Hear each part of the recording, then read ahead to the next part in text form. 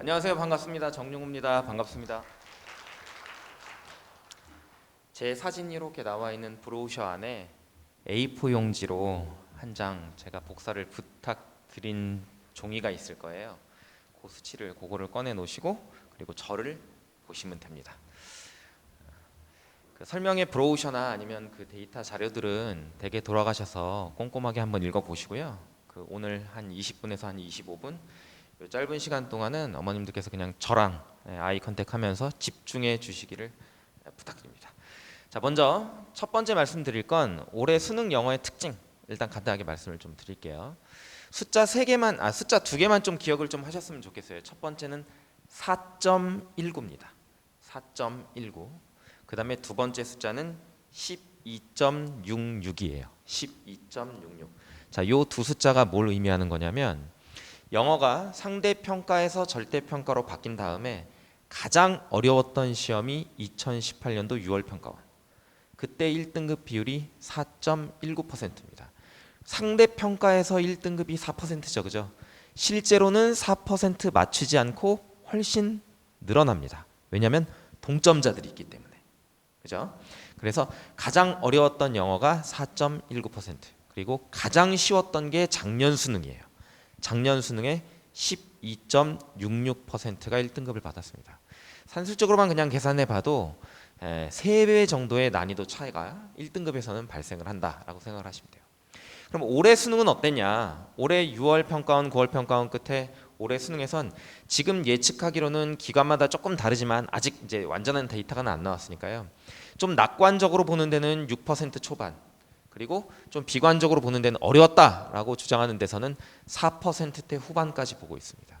그래서 올해 영어 굉장히 어려웠다라고 얘기를 하죠. 그죠?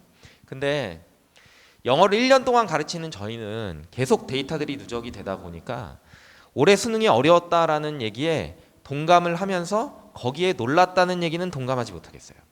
올해 6월 평가원 때 1등급 비율이 5%대. 9월 평가월이 4%대였어요.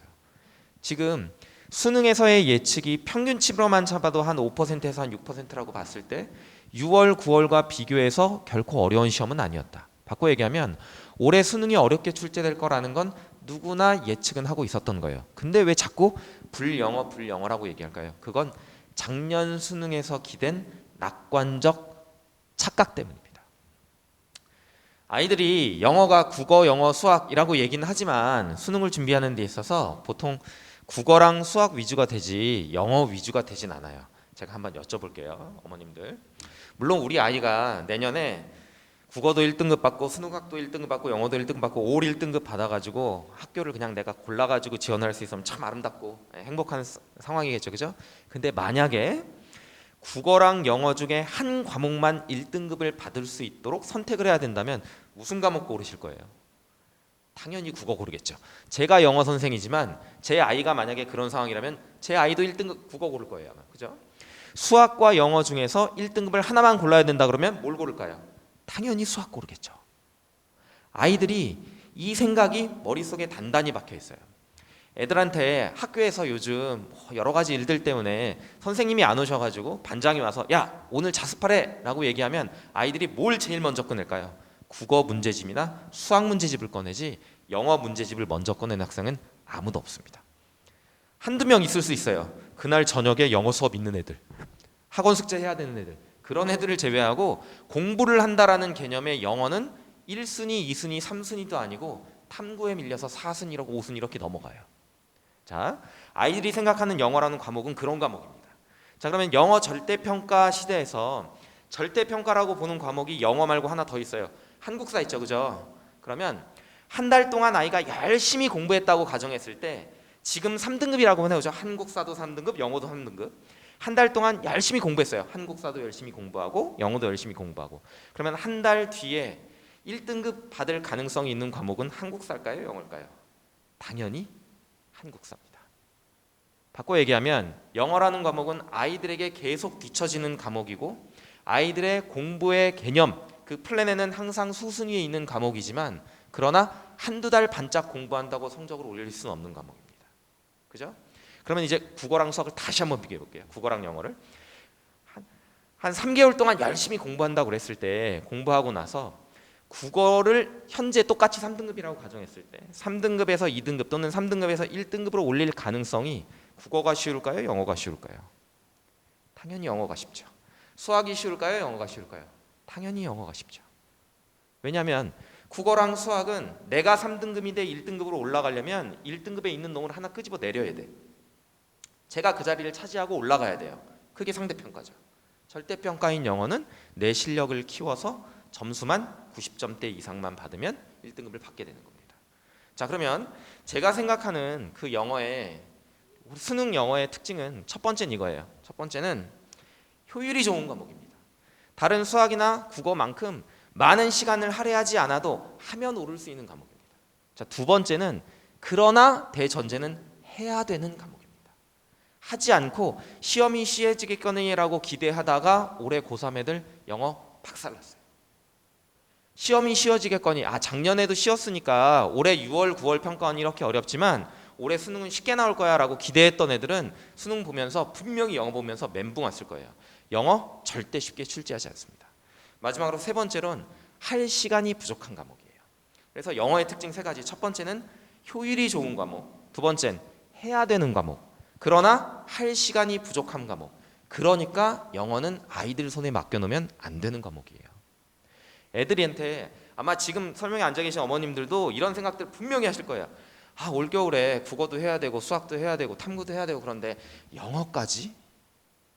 영어는 우리 그래도 조금 했는데 인강을? 영어는 그래도?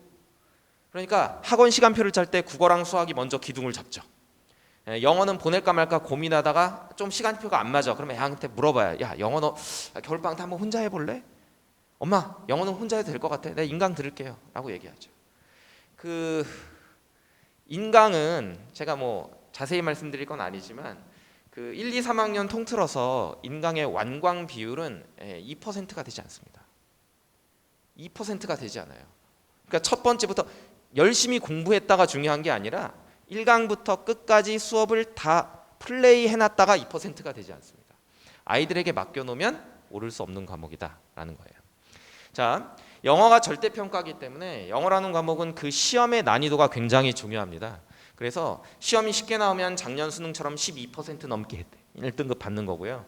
시험이 어렵게 나오면 올해 수능이나 18학년도의 6월 평가원처럼 4%대의 1등급이 발생할 수도 있습니다. 저는 개인적으로 영어 선생이지만 영어가 어렵게 출제되는 거 별로 좋아하지 않아요. 제가 가르쳤던 아이들이 시험을 공부를 조금 부족했어도 그래도 수능에서는 점수 잘 받아서 이 영어가 1등급을 받았으면 좋겠는 게 제 마음이에요. 그러니까 아이들이 공부를 좀 등한시했다고 그래서 야, 너네씩 수능 때 한번 영어 어렵게 나와가지고 한번 호되게 한번 당해봐라. 겁봐. 내가 영어 많이 하라고 그랬지. 이렇게 못된 마음 가지고 있는 강사는 아니에요. 영어 쉽게 나오는 거 좋아해요, 저.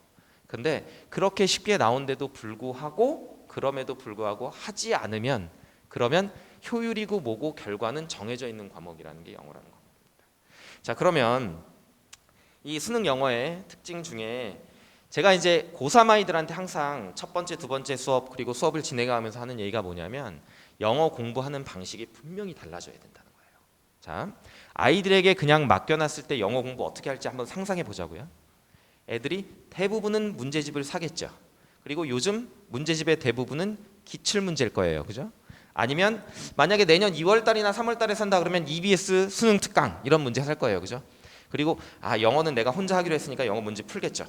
풀고 나서 뭐 하겠어요? 채점하겠죠. 채점하고 다 맞았어. 그럼 넘어가. 틀렸으면 틀린 문제 다시 한번 읽어보겠죠. 그죠? 그리고 틀린 문제 읽어보고 설명을 읽어보니까 이런 뜻이구나라고 생각하고 넘어가겠죠. 이렇게 했을 때 어떤 문제가 발생하는지 제가 극단적인 예를 하나 보여드릴게요. 제가 지금 읽어드릴 건 제가 영어 지문의 첫 번째 문장을 읽어드릴 텐데 영어로 읽을 게 아니라 뒤에 해석본을 읽을 겁니다. 긴장하지 마세요. 한국어로 읽을 거예요. 한국어로. 자, 그러면 다들 눈을 감아주시고 제가 한 문장을 읽을 테니까 이게 어떤 뜻인지 한번 생각해 보세요. 제가 천천히 읽겠습니다. 과거의 모든 증거가 현재만 발견될 수 있기 때문에 과거에 관한 이야기를 만들어내는 것은 필연적으로 그 자체의 특정한 역사를 가진 과정의 관점에서 이런 증거를 해석하는 것을 수반한다. 이해되시나요? 이게 아이들이 보는 텍스트의 해석본이에요. 한국말로 들어도 이해 안 되죠, 그죠? 그죠? 근데 아이들은 이걸 보고 영어 지문을 이해했다고 착각합니다. 왜? 한국말이니까. 마치 어떤 것 같냐면 국어 비문학 지문 다 한글로 쓰여 있잖아요. 초등학교 1학년, 2학년 애들한테 수능에 나왔던 국어 비문학 지문 소리내서 읽어봐. 그럼 읽을 수 있을까요? 없을까요? 읽죠. 한글을 띄었으니까. 근데 뭔 말인지 이해가 되나요? 이해가 안 됩니다. 제가 아이들한테 하는 말은 자, 너네들 영어 번역가가 꿈이 아니잖아. 이 문장을 이렇게 아름답게 우리말로 바꾸는 걸 연습하는 게 영어가 아니잖아. 영어 문제의 핵심은 텍스트를 읽고 그 텍스트에서 글쓴이가 전달하고 싶은 메시지를 정확하게 파악하는 게 핵심입니다. 근데 아이들이 대부분 영어 공부하라 그러면 그냥 해석만 해요. 그냥 해석만 해. 왜냐하면 내신 공부에 찌어들어 있으니까. 내신에서의 미덕은 뭐냐면 각 단어의 정확한 뜻, 각 문장의 정확한 해석이에요. 근데 수능에서 요구하고 있는 영어 실력은 결코 그런 게 아닙니다. 긴 문장을 보고 지금 제가 읽어드렸던 이걸 한국말로도 이해가 안 되는데 이게 영어로 쓰여진 걸 아이들이 보고 핵심을 캐치해서 정답의 근거를 찾고 정답을 풀어 나가야 되는 거죠.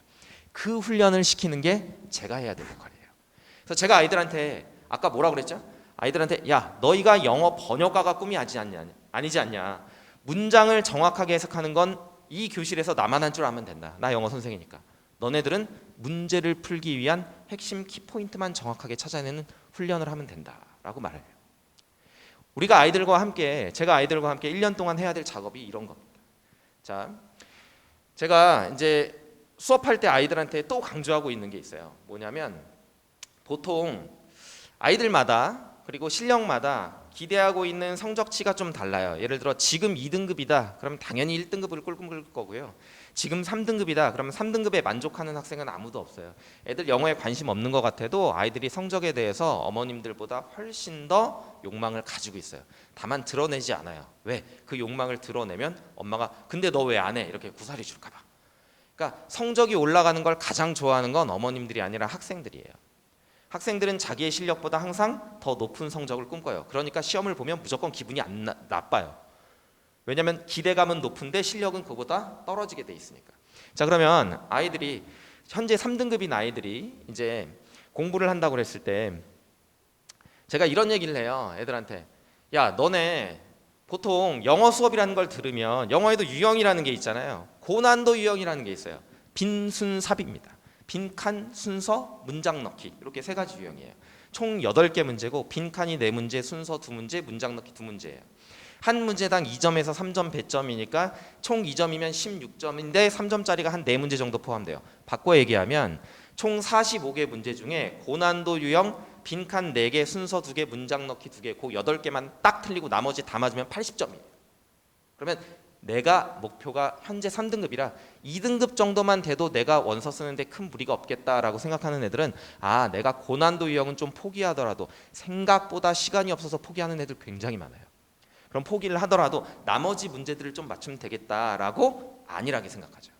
제가 아이들한테 항상 하는 얘기는 뭐냐면 너네들이 수능 시험장에서 영어를 성공하느냐 실패하느냐를 3페이지에서 결정이 된다.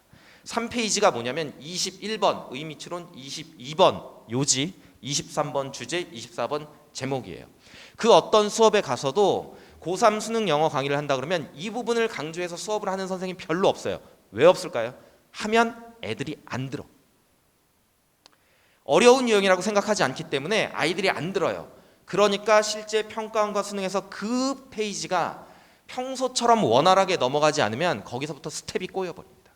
시간의 압박감을 느끼기 시작해요. 그 3페이지가 자연스럽게 넘어갔을 때 그 다음에 이제 자기가 시험을 매니지할 수 있는 거고 그 3페이지가 제대로 넘어가지 못하면 끌려가게 돼요. 시간에 끌려가고 소재에 끌려가고 고난도 유형에 끌려가게 됩니다. 그래서 제가 아이들하고 매 시간 모의고사를 봐요. 매 시간. 근데 모의고사가 3가지로 나뉘어져 있어요. 3가지로 나뉘어요. 첫 번째는 풀세트 모의고사입니다. 저는 풀세트 모의고사를 아이들이 3월 달에 학평 보기 전에 한 번, 6월 평가원 전에 3번, 9월 평가원 전에 3번, 그리고 파이널 기간에 10번, 총 17번의 풀세트 모의고사를 볼 거고요. 그 다음에 중간중간에 더 S 모의고사, 더 S 모의고사는 아까 말씀드렸던 그 고난도 유형들이 들어가 있는 모의고사입니다. 빈칸 순서 삽입 위주예요. 그러나 그것 말고 M 모의고사라고 있습니다. M이라고 이름을 지은 이유는 메인 아이디어에서의 M을 딴 거예요. 그래서 아까 그 시험에서의 난이도를 결정한다. 시험을 컨트롤할 수 있느냐 없느냐를 결정하는 3페이지에 해당되는 핵심 내용을 물어보는 문제. 그래서 M 모의고사 이렇게 세 가지 모의고사를 매 시간 번갈아 가면서 문제를 풀 거고요.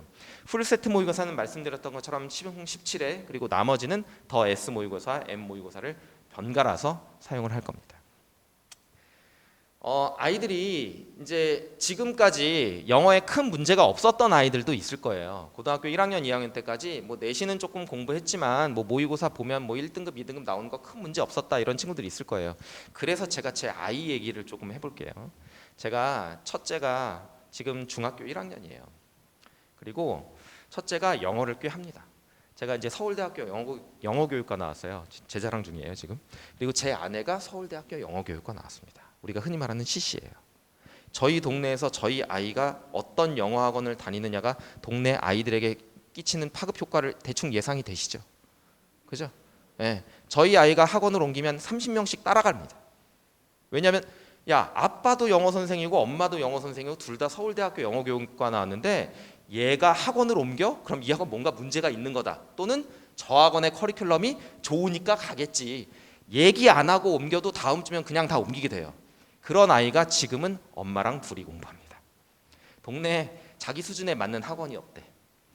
자기 수준에 맞는 그만큼 영어를 꽤 해요. 그래서 제가 궁금하잖아요. 저는 고3 재수생들만 가르치니까 수능 문제는 아니고 평가원 문제, 올해 평가원 문제 꽤 어려웠거든요. 그것도 다 풀려고 그러면 애가 또 막 난리칠까 봐 어려웠던 문제들 난이도 1번부터 10번까지 10문제를 풀게 했어요. 10문제 풀게 했더니 중학교 1학년이에요. 몇 문제 맞았을까요? 9문제 맞았어요. 오답률 1위부터 10위까지를. 그럼 뭐 나머지는 뭐 다 맞춘다라고 가정했을 때 아, 중학교 1학년인데 수능 영어 끝났구나. 이렇게 생각하는 게 보통 부모님들. 저는 영어 강사니까 그게 핵심이 아니라는 걸 알죠. 그래서 물어봤어요. 야, 너 이거 빈칸 왜 골랐어? 이거 3번 맞았는데 맞았어. 잘했어. 근데 너 3번 왜 골랐어? 그랬더니 아이가 나름대로 설명을 해요. 다 틀려. 다 틀려. 설명이 정말 말도 안 되는 설명이야. 근데 답은 맞췄어요. 왜? 영어에 대한 인투이션이 있는 거예요. 어렸을 때부터 영어를 워낙 많이 하다 보니까 논리적으로 설명은 안 되는데 읽어보니까 이게 답 같은 것 같은 느낌이 드는 거예요. 그걸 우리가 전문용어로 뭐라 그런다? 감으로 푼다 이렇게 얘기합니다. 감으로 문제 푸는 거 나쁘지 않아요.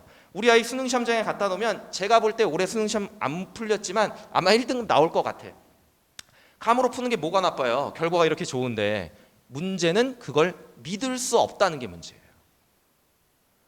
감이라는 건 내가 발동시키고 싶을 때 발동되는 게 아니고 내가 하고 싶을 때 꺼낼 수 있는 능력치가 아니고 내가 쭉 해왔기 때문에 가지고 있었던 것인데 아이들 고등학교 1학년, 2학년 때 영어 공부 어떻게 했는지 한번 상상해 보세요. 생각해 보세요. 여름방학 때, 겨울방학 때 막 수능 영어 공부 많이 하셨나요? 시켰나요? 안 했을걸요. 아이들 고등학교 입학하고 나서 거의 했던 공부는 1학년, 2학년 때 내신 영어 공부 말고는 거의 없을 겁니다. 바꿔 얘기하면 아이들이 순수하게 독해를 하고 문제를 푸는 능력은 거의 중학교 3학년 말에서 단절돼 있다라고 말씀드리고 싶어요. 그러니까 그때까지 영어 실력이 갖춰져 있던 애들이 고3 때도 영어 잘하는 거고 그때 갖춰져 있지 않은 애들이 고3 때 헤매는 겁니다. 영어라는 건 빈익빈 부익부 과목이에요. 아까 말씀드렸잖아요. 시간이 많이 할애할 수 없는 과목이다. 그렇다면 다른 과목들이 어느 정도 안성돼 있는 애들이 영어 할 시간도 있는 거고 다른 과목이 부족한 애들이 할 시간이 없게 되는 거예요. 그러니까 못하는 애들은 점점 따라잡을 시간이 없게 되고 그리고 잘하는 애들은 영어도 할 시간이 있으니까 영어까지도 1등급을 받게 되는 거죠. 그래서 영어는 잘하는 선생한테 그냥 1년 동안 맡겨놔야 되는 겁니다. 제가 마지막으로 요 말씀만 드리고 정리를 좀 할게요. 아이들이 이제 고3 때 영어 되면 그래도 이제 학원을 선택하는 여러 가지 기준들 중에 크게 두 가지, 대형 강의와 소형 강의 이렇게 두 가지를 한번 비교해 볼게요. 대형 강의의 장점은 분명해요. 검증된 선생, 검증된 컨텐츠, 선배들이 증명한다, 결과가 증명한다, 그죠? 그리고 대형 강의장에 아이들이 들어가 있으면 이렇게 교실에 빡빡하게 앉아 있잖아요. 그러면 뭔가 이 수업 있는 것 같아. 마치 뭐 같냐면 연말 연시에 붐비는 호텔 뷔페 같습니다. 화려해요. 먹을 거 많아. 골라 먹을 수 있는 것도 많아요. 다 먹을 수는 없습니다. 자, 소형 강의의 특징. 우리 애 이름을 선생님이 알아줘. 애가 숙제했는지 안 했는지를 선생님이 체크해. 애가 궁금하면 선생님한테 뭔가 물어볼 수 있어. 근데 불안한 점이 뭐냐면 이 선생님의 컨텐츠가 과연 믿을 수 있을 것인가? 이런 불안감이 있어요. 그죠? 왜냐하면 영어 좋은 컨텐츠 가지고 우리 아이 문제 풀게 하고 공부시키고 싶은데 이 선생님이 우리 아이 잘 챙겨주고 살뜰하고 삼촌 같고 고모 같고 누나 같고 언니 같고 이모 같은 건 알겠어. 근데 컨텐츠는 과연 믿을 수 있는가? 이 선생의 실력은 믿을 수 있는가라는 거죠. 저는 단언코 말씀드립니다. 대형 강의의 장점, 소형 강의의 장점, 이 두 가지 제가 다 갖고 있습니다. 제가 사용하는 모든 교재는 저 혼자 만드는 게 아니라 총 5분의 선생님이 공동으로 제작해서 사용합니다.